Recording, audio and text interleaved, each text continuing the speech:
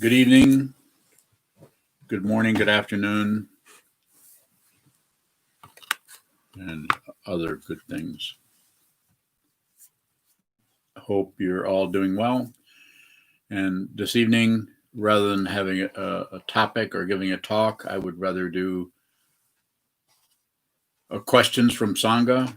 Sometimes we call this mountains and rivers. It's just a way of responding to your questions, and quite often this is a better way than as far as getting right into what it is that you are concerned about or what is coming up for you than talking on a particular topic that might take us in a different direction. We can do a little bit of each. So starting right now, if you have questions, I'd be happy to respond to them.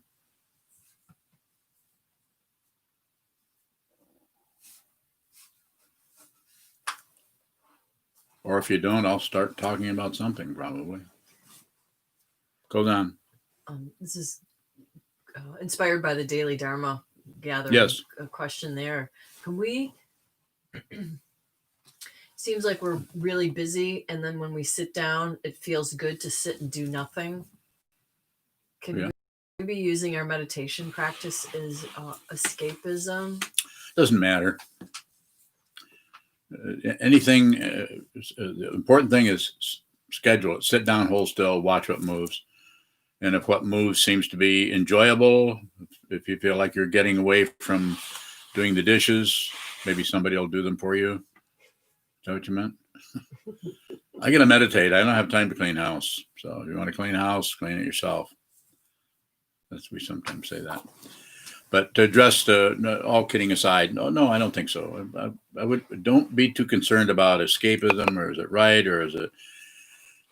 I say don't do anything else you have to, and even meditation. If you don't have to meditate, don't meditate. Go do something else.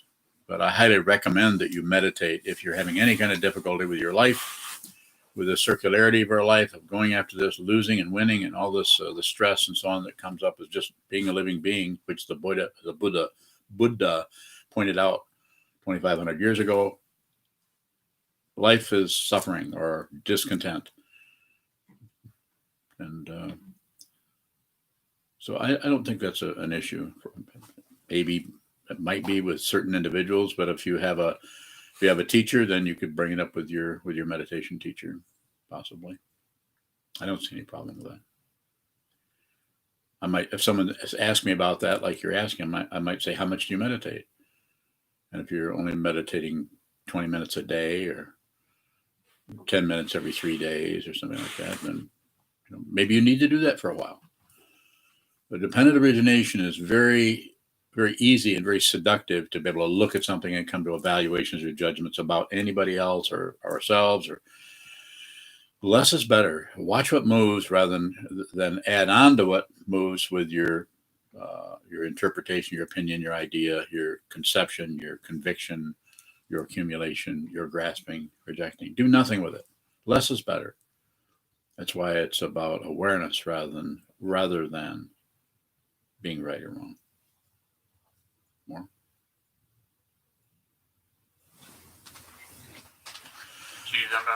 Yes, Chazon. Can you hear me? Yes. Yesterday you said wisdom is confusion. What does it mean for wisdom to be confusion if those aren't the same? Well, they're the same and different. So the way in which they're the same is if you're looking at confusion, this is what the Buddha did to realize the truth. You have to look at the polarity, and pretty hard to look at the clarity, because the very nature of clarity is clarity about confusion. So it's separated, but it's not fundamentally separate. It is part of a situation we call relative truth. Up and down, back and forth, right and wrong, alive and dead, smart and dumb. I mean, they're everywhere. The combinations. And if you set up one, you'll find its polarity. Anything that's set up will have a polarity to it of some type or another.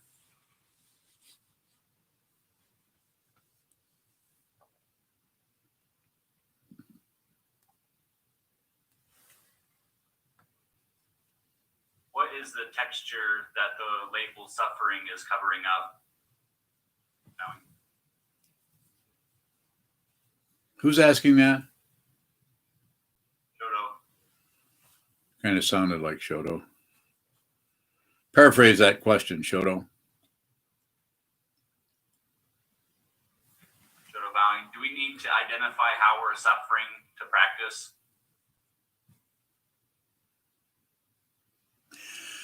The how or the why, wherefore, or something may arise and it may fall, but it's just another thing to observe right along with the suffering itself, right along with the difficulty, right along with the pleasurable things and the painful things, the difficult things, the spinning, the confusion, the whatever we're calling it, anxiety, depression,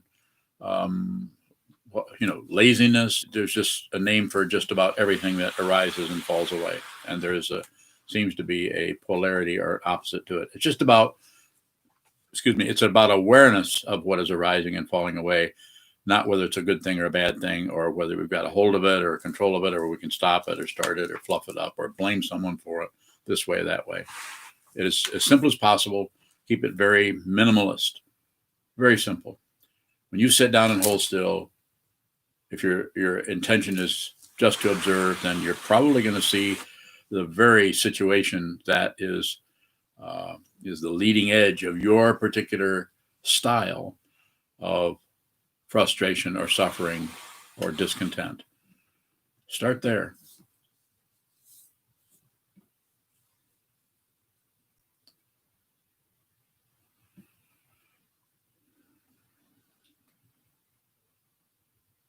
Shoto bowing.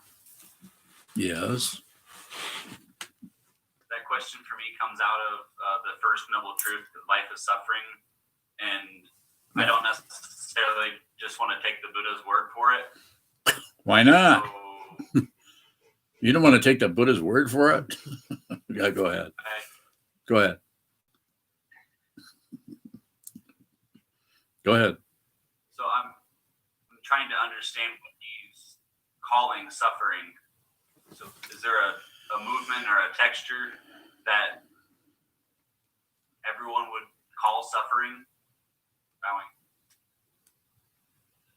No, I don't think it's a generalization. It's just simply put, it's just a matter of nerve endings of a type or of a kind in every one of the sense fields, including the mind. So it may be, it could be any number of things. Generally, the thing that brings one to it as a practitioner is some kind of basic dissatisfaction that might go beyond any kind of identification of it's caused by this or it's caused by that. Just basic frustration or anxiety.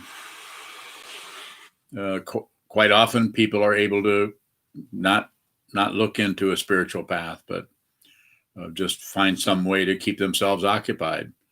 Sometimes just the nature of being a living being is occupation enough.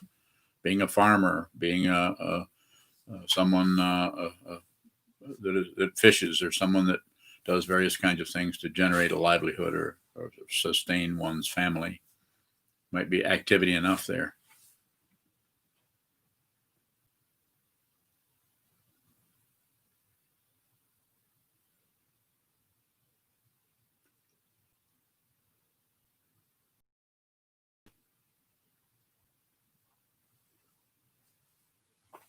When you're vowing, in the Bodhisattva vow, do good, don't do harm, be with all things. Yes. What is the active way of being with all things? Vowing. Just receive. Whatever shows up, receive. That's a way of practicing it or talking about it. Receive through any of the sense fields, anything that's showing up, receive. Receive. Smell, taste, touch, hear, think. Just receive. And in that way, one is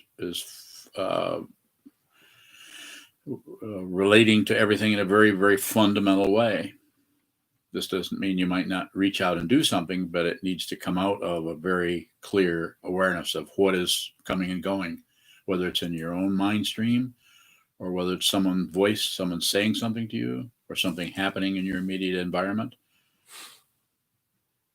More? When you're bowing, what if we're angry or upset or frustrated and we don't feel like receiving? Bowing. Yeah. And then you'll suffer on some level, maybe not right away.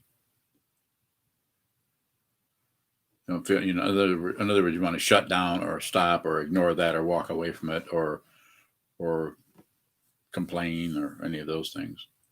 When you're bowing, so in the midst of that, do we have a responsibility to our community that may be present when we're feeling this way?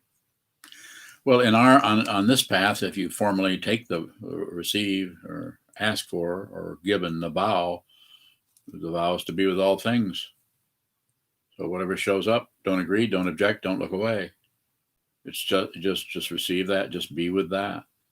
Quite often the difficulty there arises as another person or a situation or nation of situations, but it also can just be a migraine headache. More? When you're bowing, I was just thinking the other day when we were trying to get the rest of the retreat hut ready, and it was very frustrating for me. We were in what felt like a time bind to me, and it was like a dark cloud just enveloped me, and I didn't want to hear from anybody. And what's your question about that? I was so there during those difficult times. Yes. Is there a way to remain open to receiving bowing? That particular situation needs to be received as it is, rather than trying to remain open. Actually, see how closed you are. So it's about awareness. It's about receiving what's showing up. The self-centered mind, the ego mind, wants to be an open person.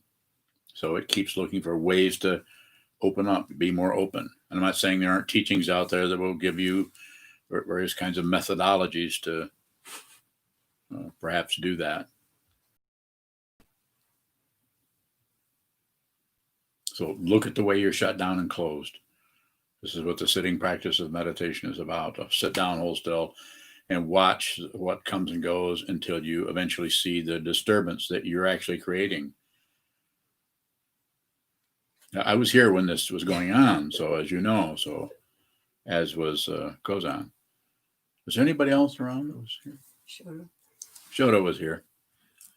But Shoto really likes you, so I don't think he would be upset with you at all.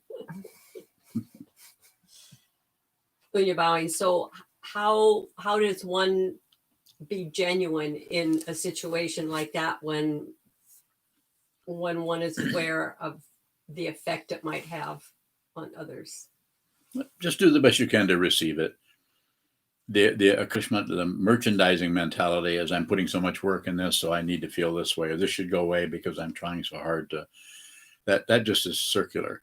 So insofar as you can, you're training your mind. You do sitting meditation, training your mind. So then when you get up off the cushion, you do what we commonly call post meditation, or after you've been training your mind, then you're aware of how much you're still struggling with things that have not been observed deeply. So that particular frustration was coming up. That was not, no one was demanding anything of you, as I recall. No one was saying you need to get this done. You were saying that to yourself. Is that correct? And everything was going wrong. It was. So what's wrong with that? No, but it wasn't so funny at the time. But that's samsara. And we're not saying, I'm not turning it around and say just accept it. I'm not saying accept it or accept your feelings or your frustration. I'm saying just don't disagree with it. Don't accept it. Don't reject it. Take no position. It's very similar to the metaphor of just bad weather. It's just hailstones. Nothing to take personally, particularly. But if you're put upon by this situation that's happening, then once it starts, it's impossible to dislodge yourself from that because the momentum has already started. So it needs to be seen very closely and carefully before it actually gets a foothold, before it actually starts up. Once it starts, you're kind of in for it for whatever the duration is. More. Thank you. Further questions? Go then. On that on that line, you said once it gets momentum, you can't stop it. So how can you bud without being forceful? The sitting practice of meditation will help you over time, will help you see more radically the way something starts to show up before it actually gets a foothold, before it actually grows legs, before it actually has a kind of movement or momentum to it.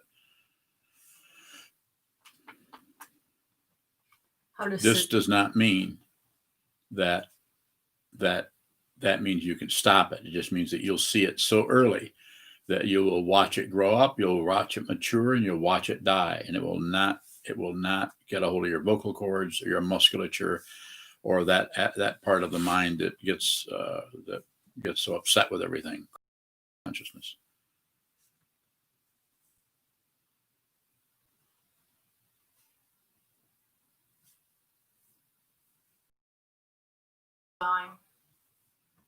Go ahead, please.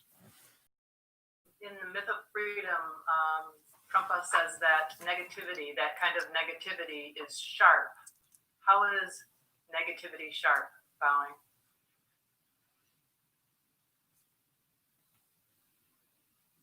That doesn't make any sense to you?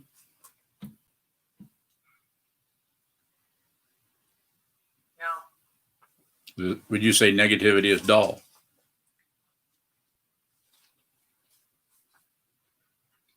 I wouldn't describe either of those. How would you describe negativity?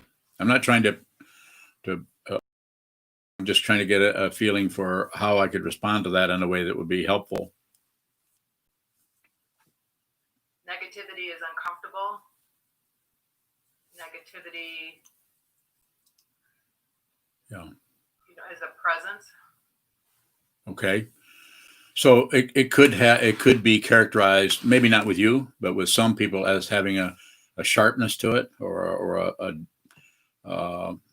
abrasiveness to it, or something that is rough emotionally, is difficult or pointed, or it could be, you could use that kind of an image.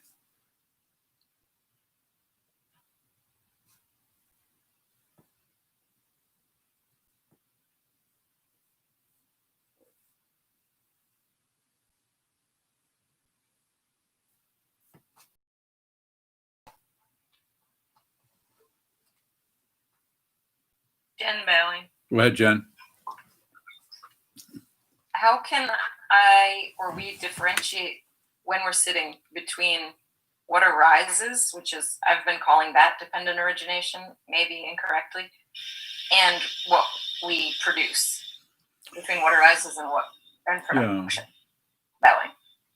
And so that's classically talked about as a couple of different kinds of karma. One is the one that you got coming, just like the karma that gives you these ears and this particular disposition, this particular sexual orientation. All of that is just coming, not something we particularly chose.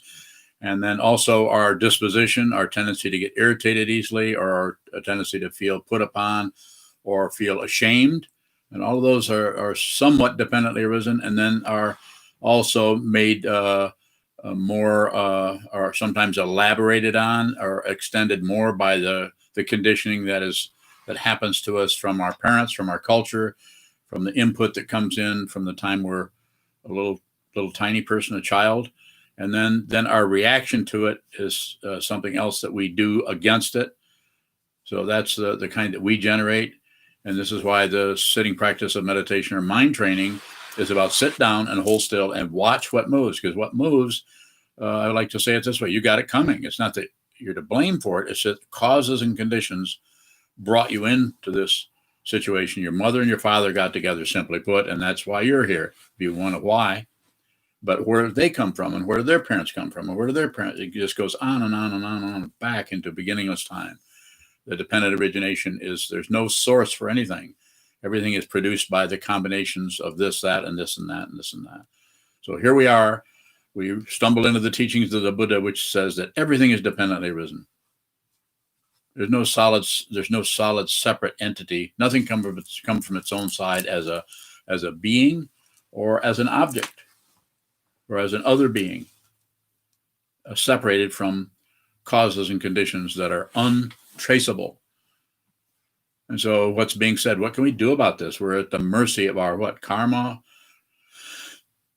Train your mind. And that means sit down and hold still and try to find the fundamental thing that is happening and the fundamental misunderstanding or the fundamental mistaken identity. And that mistaken identity to start with is thinking there is a solid being called me. Because if there's fear, we think there's someone who's afraid. If there's happiness, there's someone who's happy. And that someone will pursue that happiness or pursue that success. And it will be based on the causes and conditions or the particular karma that arose as that person came into this particular human realm. And so this is why it's so important to get to know oneself, sit down and get to know yourself deeply, fundamentally, so that you can see the way that you take what arises as your identity and then add to it either criticism, blaming, shaming, or the fluffing up kind. I'm doing really good. I'm really better than most people. I don't know why people can't see the things the way I see them. I'm so clear about everything. I have a higher IQ than most of the people I meet. And I'm just generalizing a little bit, but people are doing that. You may be one of them. I may be one of them that are elaborating on things and taking what arises as dependent origination and then buying into the dependent origination and functioning out of the same modality that caused this to cause that to cause that. But fundamentally, nobody's to blame. Praise and blame are extra and are about getting control of who we are and getting control of our world or the appearance of control. So this is why I say, coming back to the fundamental part of your question, is just watch what moves, and what moves in terms of what's coming to you in your mind stream that you're not calling upon. That's karma, and that's what is there? Prarabdha karma and Sanchita karma, and I always get them mixed up, and that's the only reason Chisho even comes here is to help me when I screw up things that are Sanskrit.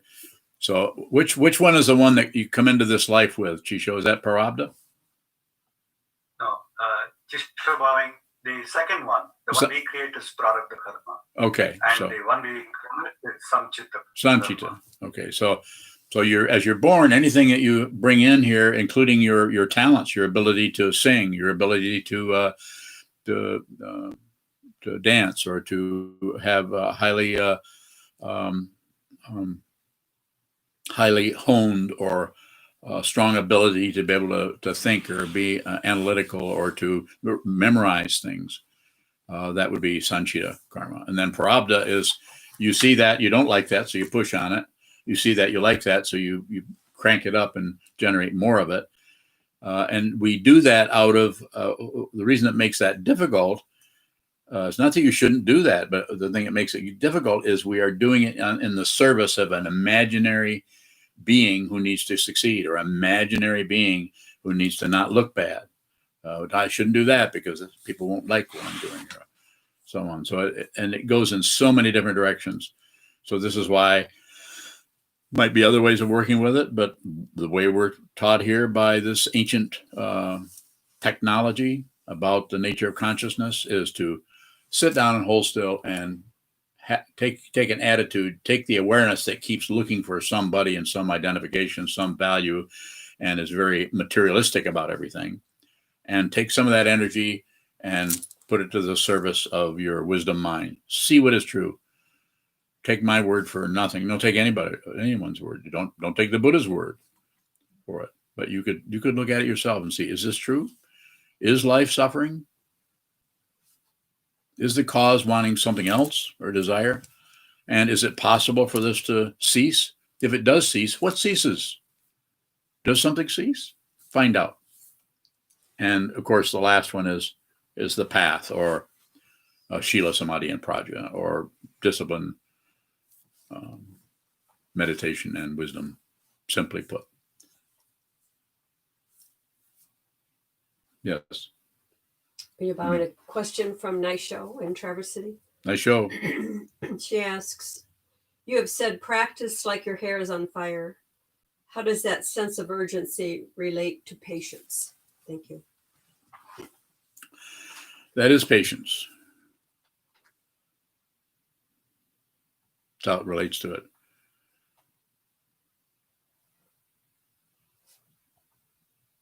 How am I going to make that make sense?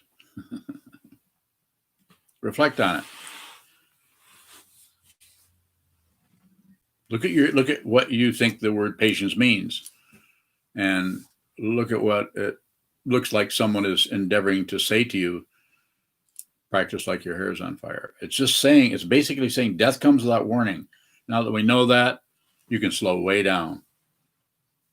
You can slow down and you can observe what comes and goes and notice your fundamental, intimate relationship with anything that is moving, including your own thought mind stream.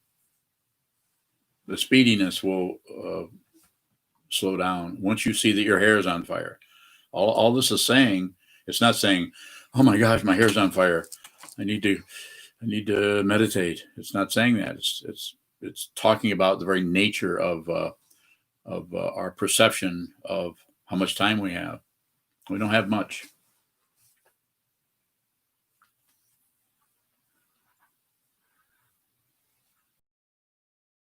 Yes. There are a few questions on YouTube.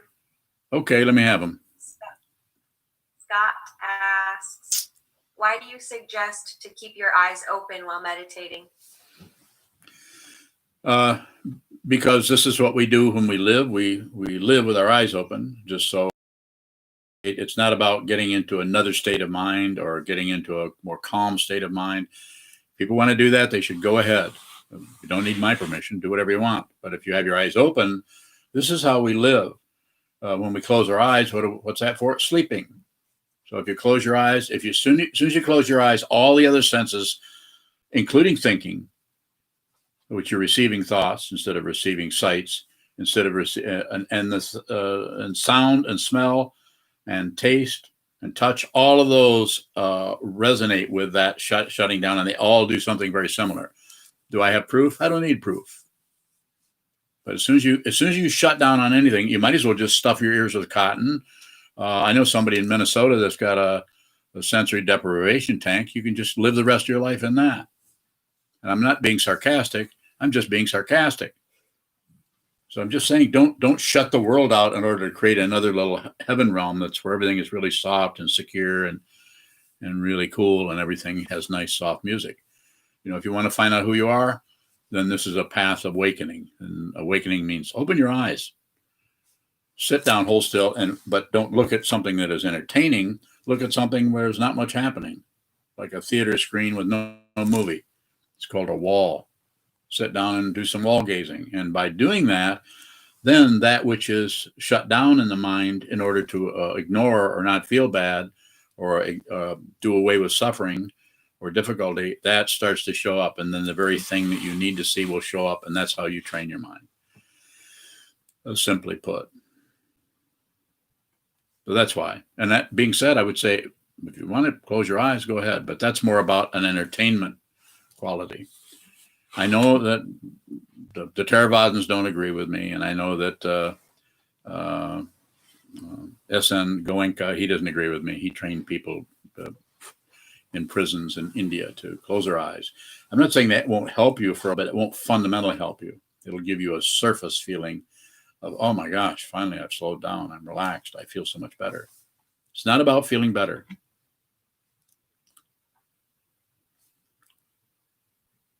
You could say, well, what is it about then?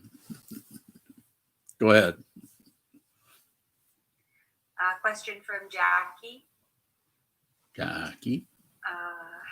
How do you receive without internalizing? Don't worry about internalizing. It's about, don't worry about down, hold still, and watch the movement. And start with a bell, end with a bell. And during that time, watch anything that moves, including your own body. And I'm not saying that you should move around. Don't deliberately move, but hold as still as you can.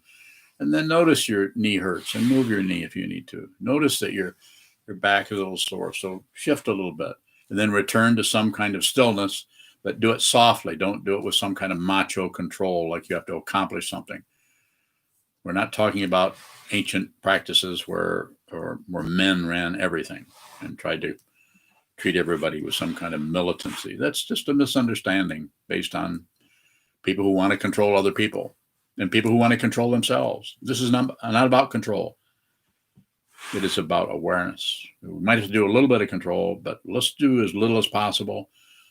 Let's create a form that gives us a little bit of a reference point so we can sit down, can ring a bell, hold still, and watch the movement and get to know ourselves really well, intimately. There's further questions in the live chat. If somebody wants to read them, I can't see them. I just see they're there, but I can't read them.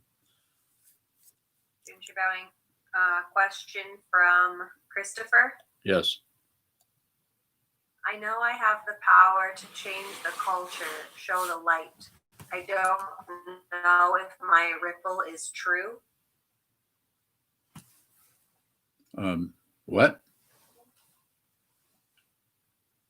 Was that a question?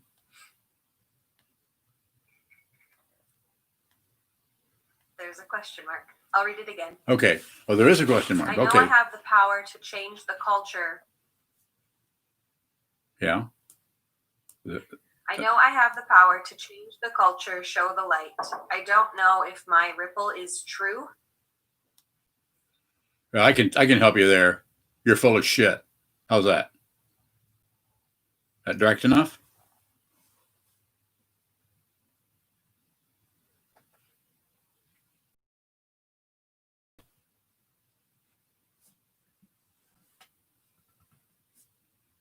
Think about what I'm saying. You asked me this question. At least I think there's a question mark on it.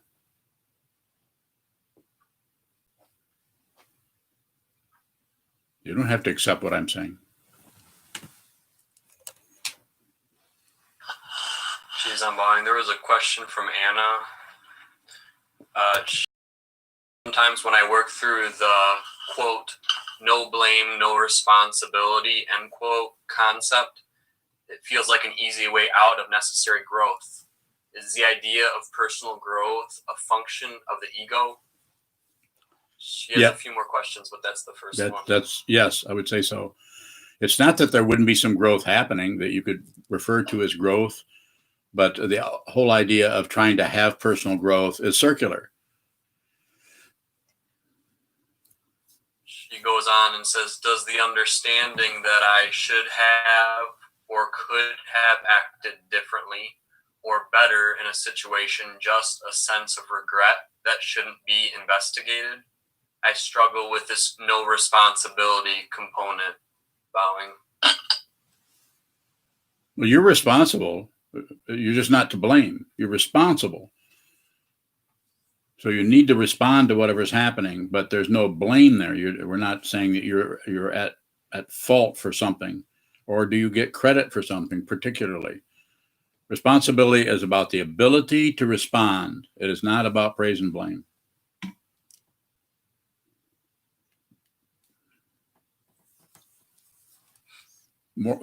More a question about that, if you have it.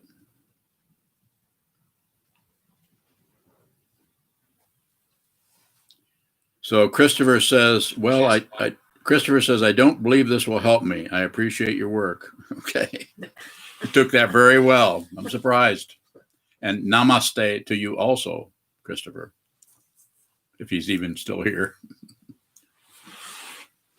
Jeez, I had a question about recurring thoughts in meditation. Sometimes, like, recurring negativity in meditation seems to become entrenched after I'm done meditating, and I'm just wondering about working with the recurrence of negative thought patterns. Bowing. So I'm not sure what the question is. I'm following what you're describing, but She is on bowing. I guess a part of it would be, is it necessary to interrupt? You know, if I sit for 2 hours and I think about the same thing for 2 hours, do I need to interrupt that bowing? not necessarily. If you ask me the question, I would say no.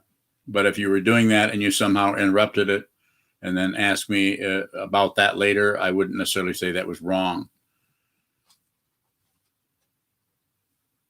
or that you shouldn't have done. Bowing. Does it matter if that recurring thought is influencing, not as this is happening, but if I was having thoughts about Senchu, about how terrible she is for like 2 hours, and then I get up off the cushion. Wait. That What did story you say? I told myself over. What did you say? I feel like I might have missed something because both of the women here are laughing and I'm not. So I think I might have missed something. Could you say again what you just said? I was trying to use an example that wasn't the case. Okay. Just if I'm sitting in meditation and for 2 hours, I'm thinking about somebody who frustrates me. Okay. And then I get up off the cushion and they've done nothing, but that energy somehow built up during meditation. Yes. I'm wondering about, I'm just Okay. having trouble not letting that energy then seep into the actuality of my interactions or commandeering my interactions. I think you're doing exactly what you need to do. And the process that is showing up as something that you seem to be asking a question about, that's just the way the consciousness will work. Being aware that you're trying to shut something down, but can't quite find the off button.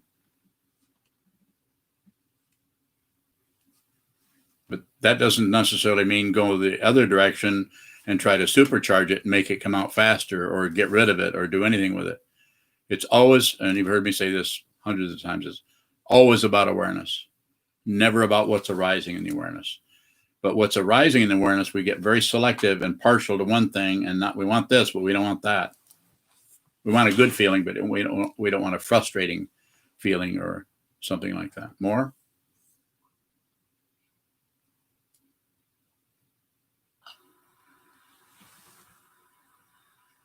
I feel like I'm not perhaps entirely clear about what's happening in my practice. I just notice it's coming up more and more, and it's becoming more difficult to separate those stories from the actuality of what's happening.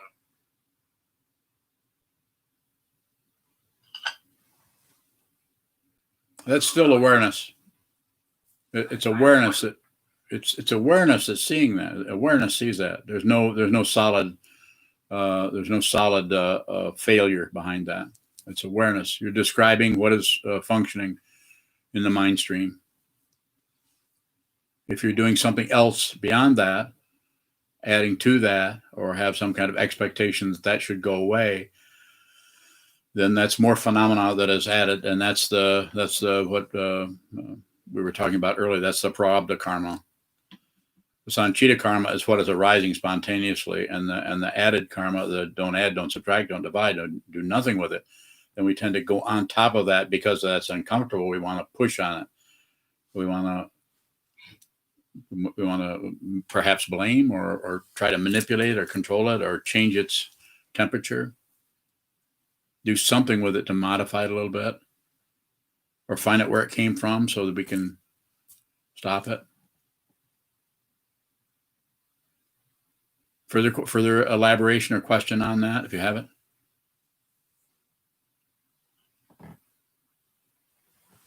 She's unbowing not yet. Thank you.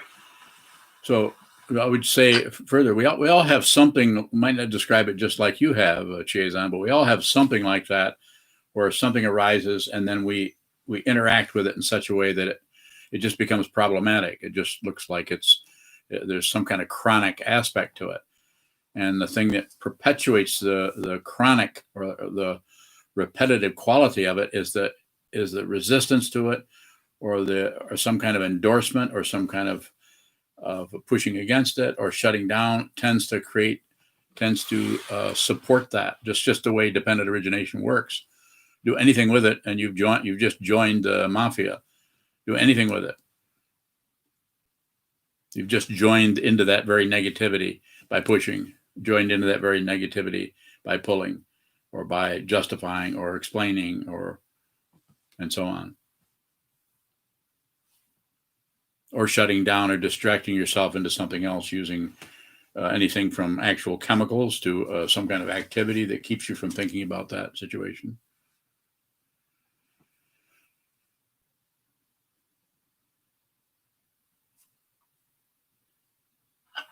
Jeez, I'm buying. Does all apparent negativity sourced from ourselves?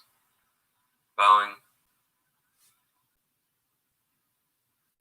If this situation, if I'm thinking about that and like I think somebody else is being frustrating or doing something wrong or acting inappropriately, is that negativity still arising out of my own confusion? Bowing. How does it look to you? I mean, I know you're asking me the question, but how does it look to you? When I see myself creating these stories, it just brings a lot of doubt into my ability to actually see what's happening outside of myself. Sounds so good. Sometimes, yes, I wonder how much of that wouldn't be a problem if I weren't having a problem with it.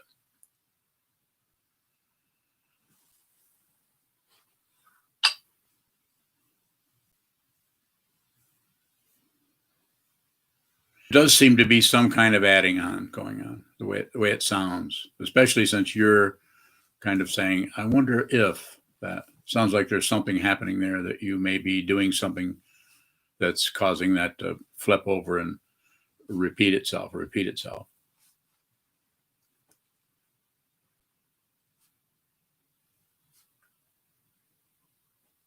Further questions that are in the live chat that I can't read, but I see them there. Junchu bowing. Bhavani asks, what is meant by empty mind?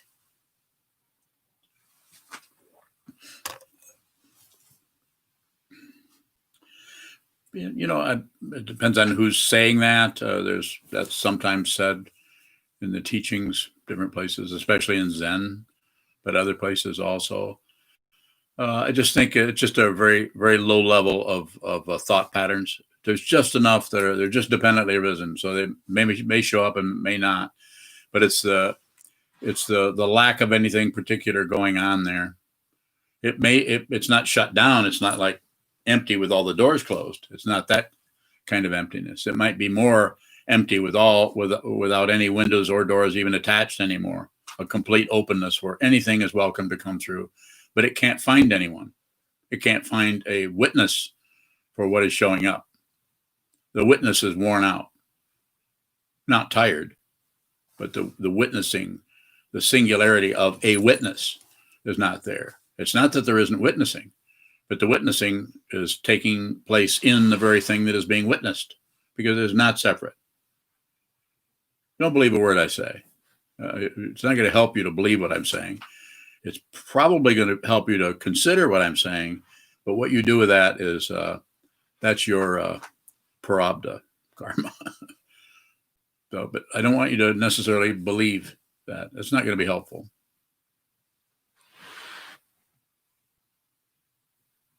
Junchu bowing. A question from Daniel Statler. Yes, Daniel. How and when did you start practicing shikantaza? 1974 with Katagiri Roshi. Formally.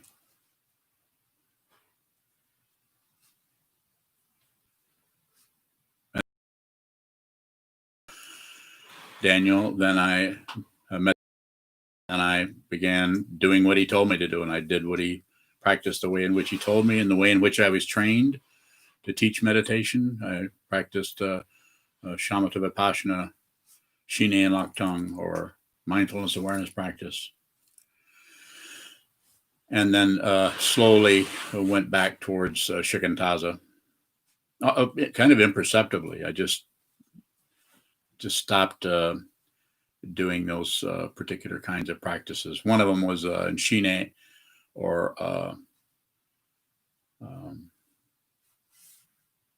mindfulness practice. Calm abiding was to follow the breath. And I think the Vidyadhara said follow the out breath. People have changed that back and forth. I think His Holiness the 17th actually has his students count their out breath and count their in breath. 1, 1, 2, 2, 3, 3. So he wants to really tighten things up. And I would say if you're a student of his, then probably should do what he says. It just seems like a more, to start with, at least the way it looks here, to start with a more fundamental, not much, just sit down, hold still, that which you can hold still, rather than try to create some kind of a meditator. I think it's from my experience that I haven't done a lot of that, but so I know about it. I think that's not so helpful. It's better to not try to create a meditator that can meditate. Rather, it seems to be more important to just see what the hell this is, because it's different for each person. The karma arising as you, Daniel, or as me, or as Joyce or Chisho or Sato or anyone here, anyone anywhere is going to show up differently. And so less is better.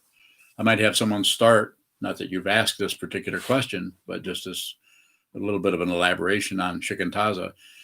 It seems to be better if I meet somebody, if they start right in doing Shikantaza, I may have them do some mindfulness awareness practice because of what they're dealing with. But I do it situationally rather than just lay the same thing on everybody. And I think the Vidyadhara, if I'd got a chance to talk to him, which I did not, other than a little bit, but I would have even suggested, perhaps, that you might want to see who you're teaching before you immediately tell everybody to learn in the same way. A little bit different. Not correct. It's not the right way. It's just the way it shows up here. Bowing. He also asks how you met Colbin. Well, I knew about him way back when my old friend from the Art Institute of Chicago met him at seminary in 1974, or not seminary, but the first session of Naropa. He met him in there, and he told me about him. So I hadn't met him yet. I was quite fascinated with the Vidyadhara at that time. And I quite often wondered why I didn't hear more about him, but I didn't. And then he, about 3 years after the Vidyadhara passed, in 1990, Shoho Michael, who's at SokukoJi in Santa Cruz, brought him to my house. Very unexpected, just drove in. And at that time, my son Mason had already met him and had become a student of his a few months before then, I think it was.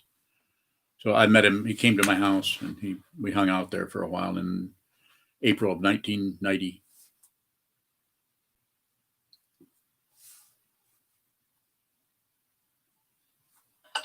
Geez, I'm bowing. Anna has another question. Anna bowing. I definitely feel that I'm shadow boxing daily altercations and insults that do not actually exist. Do I just allow these made-up battles to tire themselves out? It feels indulgent and unproductive, but also something I'm commonly fixated on. What? Paraphrase that. The question. No, I want you to paraphrase what she. I don't want her to do it. I want you to do it.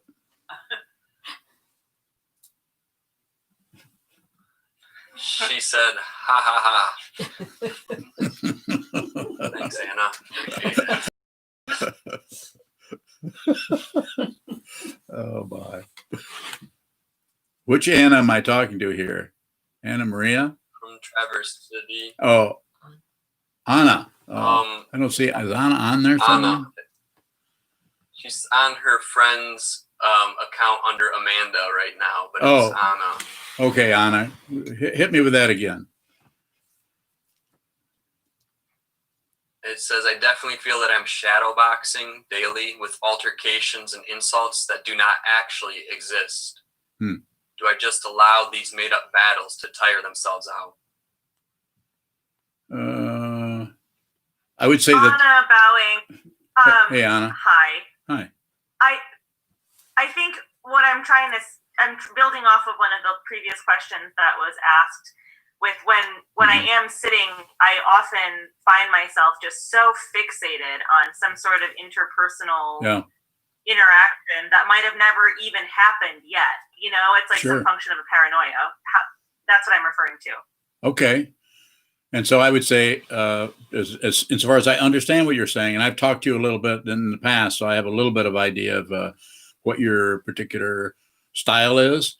And I would say, as long as you're doing sitting meditation, as long as you get yourself to the wall once a day and try to do some block sitting where you're sitting for several hours at a time. I recommend 4 hours, maybe once a week, so that some of that production of paranoia, some of that production, so you get a more I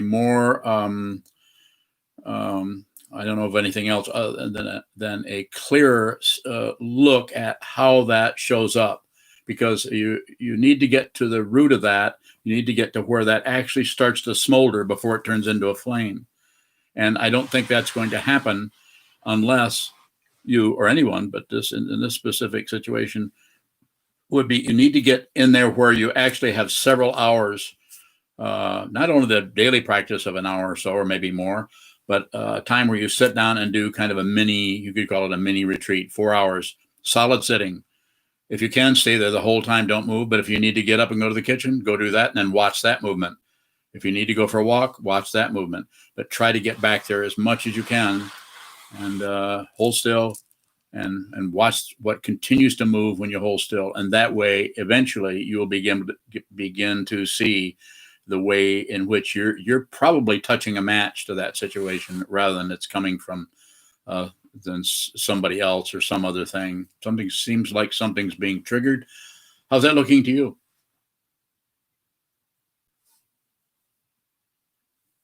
Thank you. Well, that makes sense. I definitely feel that I feel like I have to stop that thought process because it just feels so indulgent for Don't stop. It just feels unproductive. It just feels incredibly unproductive. But the idea of productive, unproductive is ego language. Right. Don't agree too quickly. I might have just lied to you. Don't agree too quickly. So, well, my previous question was whether this idea of personal growth through some of these exercises just a function of the ego. And so I suppose this is the base of my struggle with this no blame, no credit component is recognizing that something is almost certainly a function of the ego and then just saying, maybe I shouldn't do this anymore. And that's where my confusion and struggle lies. Okay, so I'm not very good. So I'm not saying that you couldn't control something and do it. So we be reasonable about it. But the main thing I feel that you could be doing or should be doing, if I use that word, is hold still and watch the movement of the mind. So you're going to the radical part of the consciousness where this actually starts to show up at the radical part of it, rather than the surface area where things are already in full motion. And because in that area, we can't really control. And if we do control something in that area, it's still within the area of something is totally produced as a relative contraption, a relative structure. And so go to the root of it. We need to go down to where the seeds are happening at. And there's no guarantee that even doing that is going to produce some kind of a success story around the particular issue that you're having difficulty with. We've got to start somewhere. So let's start there. Go there, sit down, hold still, and watch what moves for periods of time. Sitting practice of meditation, shikantaza, just precisely this. You can do it. I'll help you. The Sangha will help you. Studying will help you. If you have a mind to do this, yeah, certainly. You're welcome.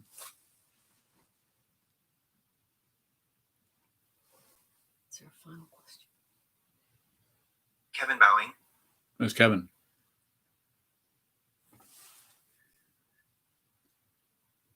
Can when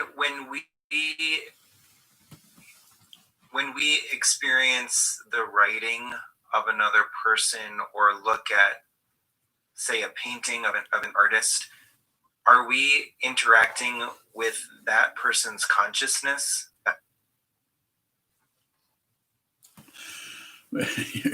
You're interacting with your own consciousness. We don't see other. We just see the projection. We just project onto other. It's not saying that otherness or that apparent other self isn't a participant there also, but the most important aspect of that is to see that you're projecting onto what you see. If I understand your question, I'm not taking away that there isn't some interaction with the other person, but the most important aspect of it, as far as awareness practice is concerned, is to see one's own projections. That you're looking at your idea of the world rather than the way the world looks, rather than the way the world actually is.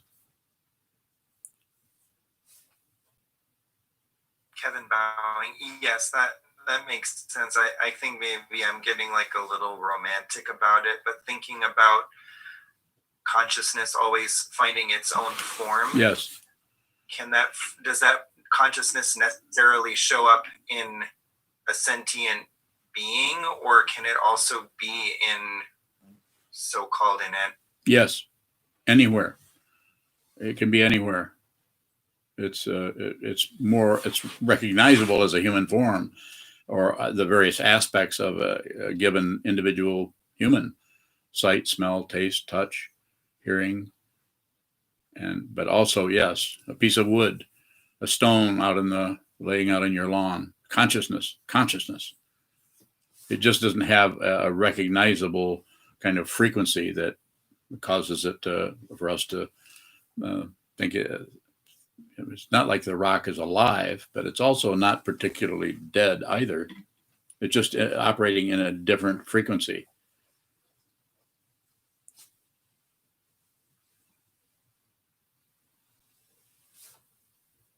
I'll take one further question if there is one there. If not, we can also just close. Harry Bowie, where does the witness Bowie?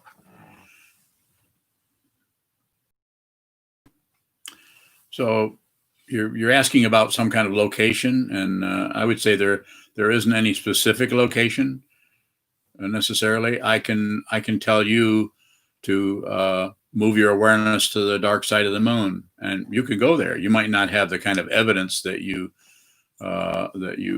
feel like would be some kind of proof, but you can go anywhere. A location is a complete imputation of the ego mind, the self-centered mind, which protects itself by staying separate from everything, because to be available to everything is way too vulnerable. So there's no location is always what, to reverse the whole saying, is always political instead of all politics are location. Is that the way it goes? There's always some kind of a motive behind positioning or going here or going there. There isn't anywhere that you are, anywhere that you're not, other than the phenomena that arise in the mind stream and give us some kind of a reference point for this or for that.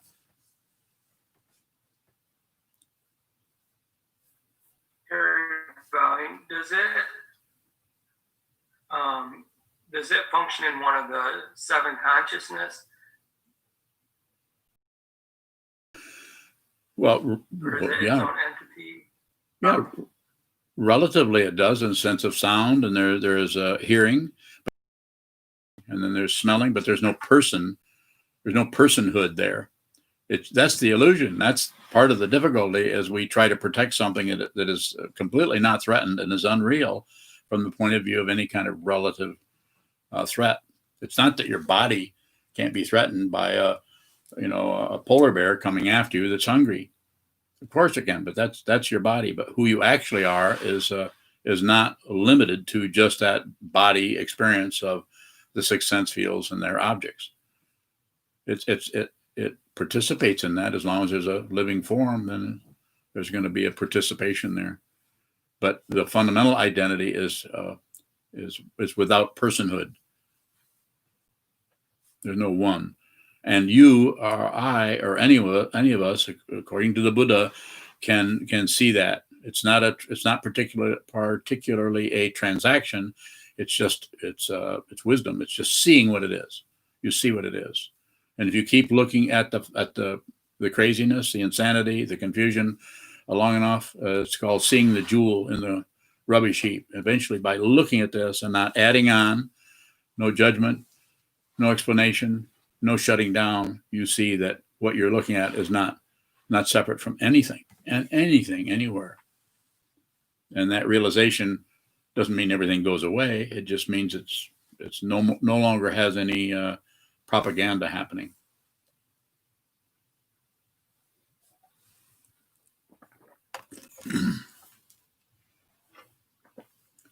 Well, I'm happy I was able to add to your confusion further this evening, and you're welcome.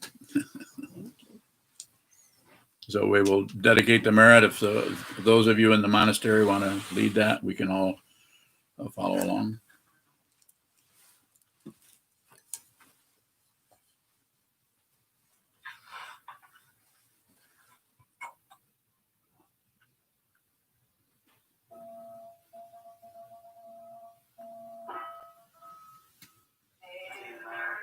Penetrate into all places so that we in every sentient being together can realize the Buddha's way.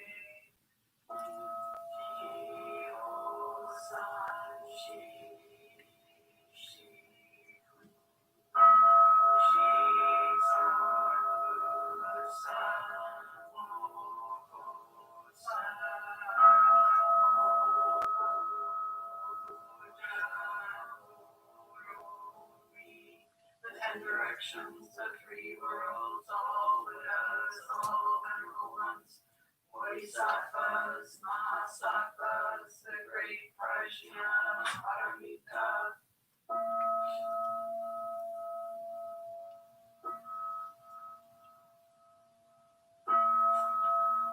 Buddhas and Bodhisattvas of the 10 directions and the 3 times, please hear us. Please come down out of the light and protect SokukoJi, Buddhist Temple Monastery, our Sangha, families, friends, and visitors. Heal everyone who is on